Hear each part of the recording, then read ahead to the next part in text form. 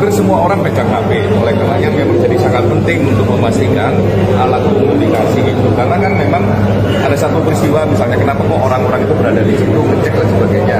Baik CCTV, kemudian hasil otopsi, dan juga termasuk digital.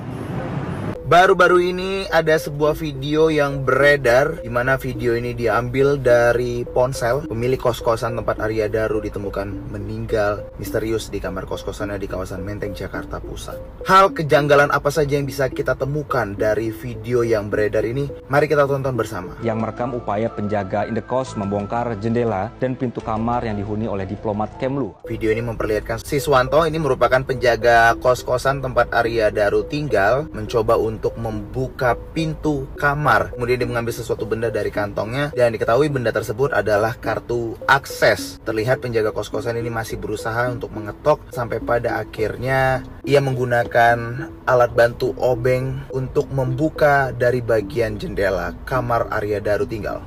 Ada sesuatu hal yang mengganjal di bagian gorden.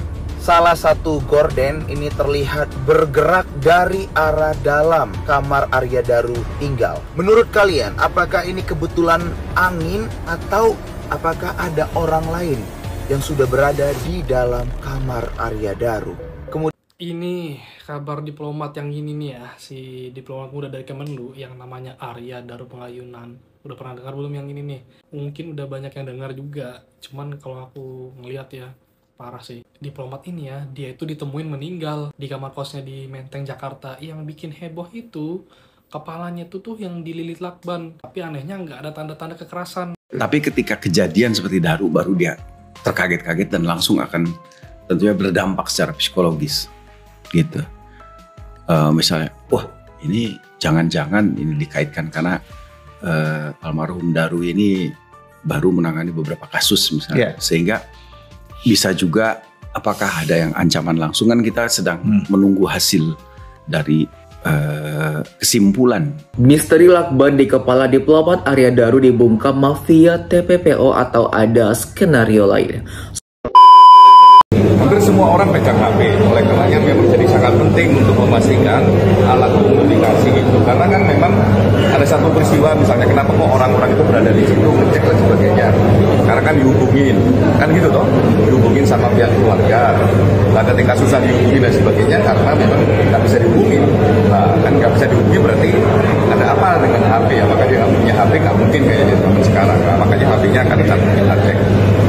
Kematian diplomat Kementerian Luar Negeri masih banyak ninggalin tanda tanya. Nggak masuk akal aja gitu kematiannya dalam keadaan wajah dilakban. Terus katanya banyak tuh ditemuin obat-obatan. Kalau ternyata emang beneran bunuh diri, kok pakai cara seribet itu? Apalagi sebelum kejadian korban sempet-sempetnya pesen makanan online. Biasanya kalau orang mau bunuh diri ya resah, boro-boro lapar mau makan. Ya ini sih menurut gue saatnya netizen Indonesia mengeluarkan kemampuan tingkat dewa, kemampuan keponya. Biasanya paling jago kalau main detektif-detektifan. Kira-kira kenapa dan siapa dibalik kematian diplomat Kementerian Luar Negeri Arya? Diplomat Kemlu yang tewas rencana mau pindah ke Eropa. Anak-anaknya sudah pamit di sekolah.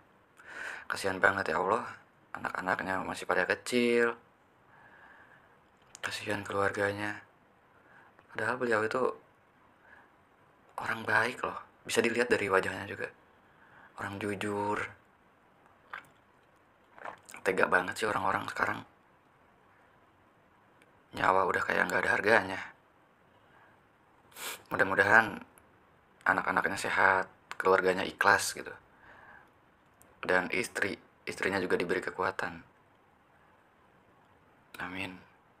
Baru-baru ini ada sebuah video yang beredar, di mana video ini diambil dari ponsel pemilik kos-kosan tempat Arya Daru ditemukan meninggal misterius di kamar kos-kosannya di kawasan Menteng, Jakarta Pusat. Hal kejanggalan apa saja yang bisa kita temukan dari video yang beredar ini? Mari kita tonton bersama. Yang merekam upaya penjaga indekos membongkar jendela dan pintu kamar yang dihuni oleh diplomat Kemlu. Video ini memperlihatkan Siswanto, ini merupakan penjaga kos-kosan tempat Arya Daru tinggal, mencoba mencoba untuk membuka pintu kamar. Kemudian dia mengambil sesuatu benda dari kantongnya dan diketahui benda tersebut adalah kartu akses. Terlihat penjaga kos-kosan ini masih berusaha untuk mengetok sampai pada akhirnya ia menggunakan alat bantu obeng untuk membuka dari bagian jendela kamar Arya Daru tinggal.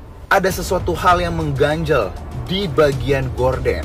Salah satu gorden ini terlihat bergerak dari arah dalam kamar Arya Daru tinggal. Menurut kalian, apakah ini kebetulan angin atau apakah ada orang lain yang sudah berada di dalam kamar Arya Daru? Kemudian orang yang merekam kejadian tersebut ini mencoba untuk memperlihatkan dari sisi bagian dalam kondisi pintu. Hingga akhirnya Siswanto ini masih mencoba untuk membuka pintu dari arah bagian luar. Ini kabar diplomat yang ini nih ya, si diplomat muda dari Kemenlu yang namanya Arya Daru Pengayunan. Udah pernah dengar belum yang ini nih? Mungkin udah banyak yang dengar juga, cuman kalau aku ngeliat ya, parah sih. Diplomat ini ya, dia itu ditemuin meninggal di kamar kosnya di Menteng, Jakarta. Yang bikin heboh itu, kepalanya tuh yang dililit lakban. Tapi anehnya nggak ada tanda-tanda kekerasan. Aneh kan? Semalam sebelum kejadian ya, infonya nih, dia sempat makan, terus buang sampah. Bahkan sempat ngobrol juga nih sama penjaga kos.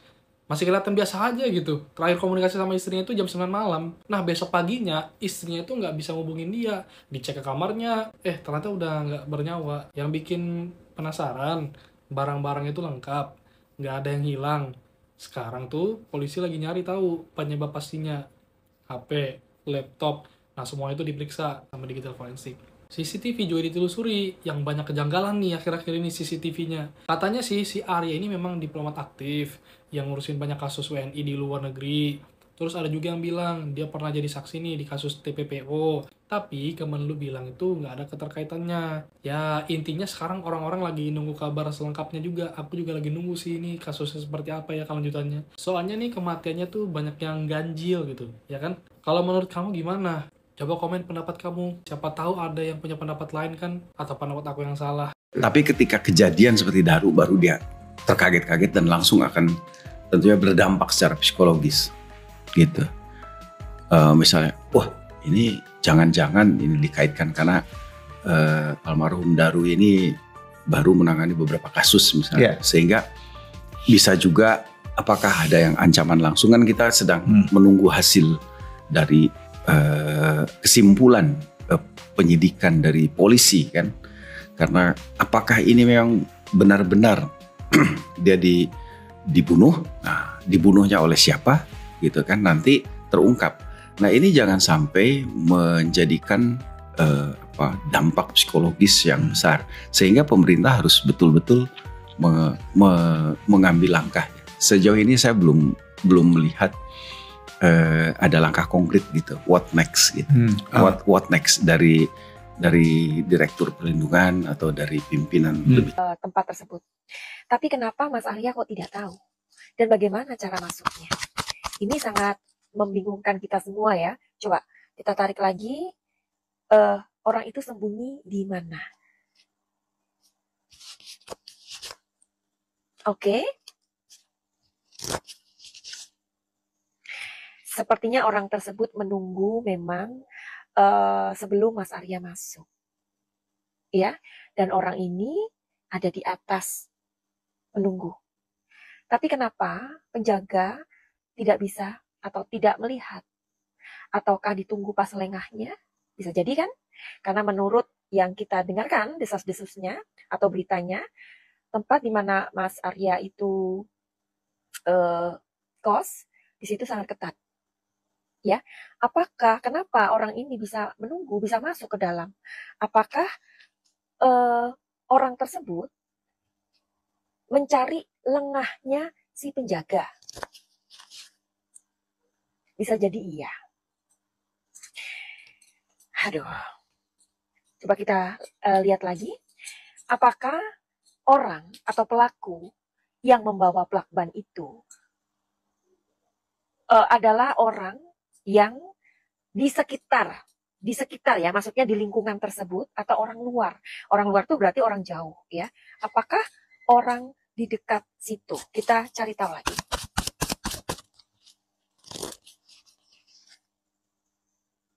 Oke. Apakah dia orang luar? Dia orang luar. Ya, dia orang luar. Tapi dia energinya di sini memang orang ini menunggu. Apakah pelaku tersebut sudah mengamati situasi dan kondisi di tempat tersebut atau tempat kosnya Mas Arya. Jadi dia mengetahui kayak dia tahu keluar masuknya orang, dia tahu bagaimana penjaganya, mungkin jam segini penjaganya kemana atau something like that. Apakah orang itu sudah mengintai sebelum kematian Mas Arya tersebut? Oke, Two of Swords. Apa yang hendak dikatakan di sini? Queen of Swords. Iya. Jadi orang ini dia sudah mempersiapkan semuanya ya. Dia mempersiapkan semuanya selama lebih kurang 2 mingguan. 2 mingguan dia mengamati kondisi tersebut. Ya, dan akhirnya 7 hari sebelum meninggalnya Mas Arya, itu benar-benar kayak si pelaku ini menyusun sebuah strategi. Bagaimana jendela kamar korban ini dibuka begitu mudah oleh petugas ataupun penjaga kos dan temannya ketika mencoba mencari tahu apa yang telah terjadi di dalam kamar. Nah, ini pertanyaan yang paling sering muncul di sosial media, dan saya rasa ini pertanyaan yang wajar saja muncul karena bagi teman-teman yang sudah menonton CCTV-nya terlihat begitu mudah bagi kedua orang tersebut untuk membuka jendela kamar dengan menggunakan alat yang kita lihat ya seperti alat untuk mencongkel, tapi tidak terlihat sulit, terlihat begitu mudah. Nah, coba kita bayangkan misalnya, atau mungkin ada kalian yang pernah punya pengalaman, ada teman yang terkunci di dalam kamar, kemudian pintu jendela misalnya ataupun pintu kamar itu terkunci, maka hal yang paling mungkin terjadi adalah kita akan mencoba mencongkelnya dengan sekuat mungkin, lalu akan ada bagian-bagian jendela yang rusak. Itu pertama. Atau yang kedua, anggaplah ini dia dianggap atau diasumsikan tidak dikunci gitu kan. Nah, tapi rasanya agak susah berterima dengan akal sehat karena mereka menggunakan alat untuk mencungkil gitu. Berarti asumsi saya ini memang jendela ini terkunci gitu. Anggaplah dia menggunakan kunci grendel yang kecil, masih juga tidak akan semudah yang terlihat di CCTV. Perlu perjuangan lebih atau waktu yang mungkin agak sedikit lama untuk membukanya. Bahkan seperti yang saya sampaikan tadi, bisa merusak jendela itu sendiri. Atau mungkin cara yang paling lazim yang biasa digunakan adalah dengan cara membongkar engsel jendelanya. Itu yang paling mungkin, karena tidak mudah membuka daun jendela ataupun daun pintu yang terkunci dari dalam kalau memang nggak tahu ya, memang ini akan wajar dipertanyakan. Nah, disclaimer, saya tidak menuduh siapapun, tapi ketika muncul pertanyaan ini di netizen itu sangat wajar, dan untuk pihak kepolisian perlu menjadi analisa ini sebagai bahan analisa yang harus dikaji lagi, karena ini akan menjadi faktor-faktor pemicunya atau bahkan untuk mencari tahu siapa saja yang terlibat. Nah, saya rasa ini sebuah kejadian yang memang jika ini pembunuhan, ini adalah tidak mungkin dilakukan oleh 1 atau 2 orang saja atau 1 orang saja. Ini akan sangat mungkin ada yang namanya kerjasama dari satu dan lainnya. Misteri lakban di kepala diplomat Arya Daru dibungkam mafia TPPO atau ada skenario lain. Sebuah teka-teki kelam sedang menyelimuti Kementerian Luar Negeri atau Kemlu dan publik Indonesia. Diplomat ahli muda Arya Daru Pangayunan, sosok yang dikenal berintegritas dan berdedikasi pada perlindungan WNI, ditemukan tewas. Parahnya, Arya Daru ditemukan tewas dalam kondisi yang mengerikan di kamar kosnya di kawasan Elit Menteng, Jakarta Pusat pada 8 Juli lalu. Kematiannya dengan kepala terlilit lakban membuka kotak Pandora spekulasi yang mengarah pada jaringan kejahatan paling berbahaya sindikat tindak pidana perdagangan orang TPPO. Pada tahap awal penyelidikan oleh Polsek Menteng tampak menemui jalan buntu yang membingungkan. Kapolsek Menteng Kompol Reza Rahandi mengungkap tidak ada tanda-tanda kekerasan pada tubuh korban.